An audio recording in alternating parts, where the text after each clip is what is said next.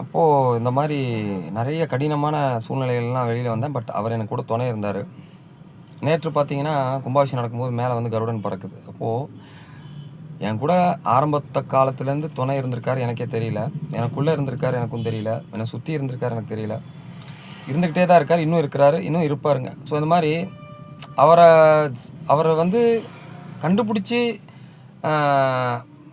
இவர் தான் சிவன் சொல்கிற அளவுக்கு நம்ம வந்து ஒன்றும் புனித ஆத்மா கிடையாது. ஆனால் அவர் நம்மளை மாதிரி ஒரு ஆன்மாவுக்கு இப்படி ஒரு வாய்ப்பு தராருங்கும் போது வியப்பாக இருக்குது எனக்கு. நம்மளாம் வந்து ஒன்றும் சாதிக்க கிடையாது. முனிவர்கள் ரிஷிமார்கள் இருந்த தவத்தை விட நம்மளாம் ஒன்றுமே கிடையாது. ஆனால் நமக்கு ஒரு இப்படி ஒரு அமைப்பு, ஒரு இடத்த கொடுத்துருக்காரு, ஒரு ஒரு கோபுரத்தில் கொண்டு வந்து உட்கார வச்சுருக்காருன்னு நினைக்கும்போது ரொம்ப வியப்பாகவும் கண்ணில் கண்ணீர் தான் கலங்குது. ஸோ இந்த ஒரு ஒரு கும்பாபிஷேகங்கிற ஒரு பெரிய நிகழ்வுக்கு வந்து நீங்கள் கொடுத்த ஆதரவு, நீங்கள் கூட இருந்து பயணித்த ஒரு அந்த தருணங்கள், அப்புறம் நான் கஷ்ட காலத்துலாம் எனக்கு கை பிடிச்சி தூக்கி விட்ட எல்லா நபர்களுக்கும் பார்த்தீங்கன்னா மிக்க மிக்க நன்றி. என்னோடய மனமார்ந்த நன்றி வந்து தெரிவித்தாலும் பத்தாது. இந்த காலம் பூரா உங்களுக்கு சேவை செஞ்சாலும் எனக்கு பத்தாது. என்னென்னமோ வந்து சாதிக்கிறாங்க எல்லாருமே, ஏதோ சொல்கிறாங்க.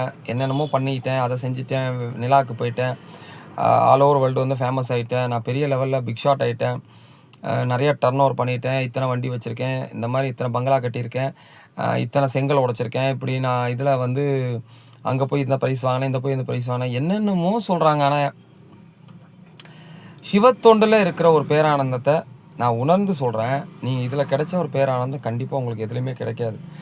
ஸோ எல்லோரும் சிவத்தொண்டில் செய்யுங்கன்னு நான் சொல்ல வரல, உங்களோட விருப்பம் தான். ஆனால் இருந்தாலும் நீங்கள் வந்து செஞ்சு பாருங்கள்.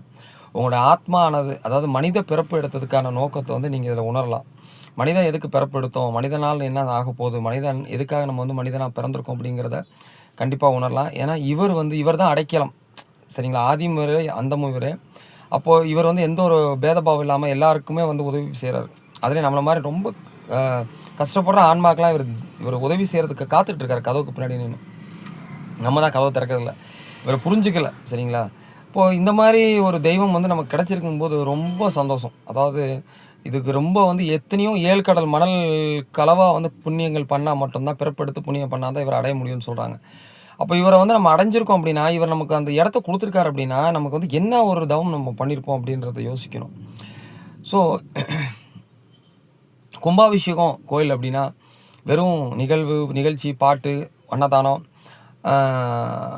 இப்படி மக்கள் கூட்டம் அப்படிங்கிறது கிடையாது. ஏகப்பட்ட கூட்டம். நான் எதிர்பார்த்த விட பல மடங்கு கூட்டம் வந்தது. கிட்டத்தட்ட 2000 பேர் 3000 பேர் வந்துட்டு போயிருக்காங்க. இவங்க கேன்ட்ரின்லேயே சொல்லியிருக்காங்க. அப்போ நான்லாம் எதிர்பார்க்கவே இல்லை. ஸோ இது வந்து 10% தான். ஆக்சுவலாக என்னோடய வளர்ச்சி வந்து பார்த்திங்கன்னா, என் கிளைண்ட்லாம் பார்த்திங்கன்னா ஆல் ஓவர் இந்தியாவில் இருக்காங்க. நான் வந்து உங்களுக்கு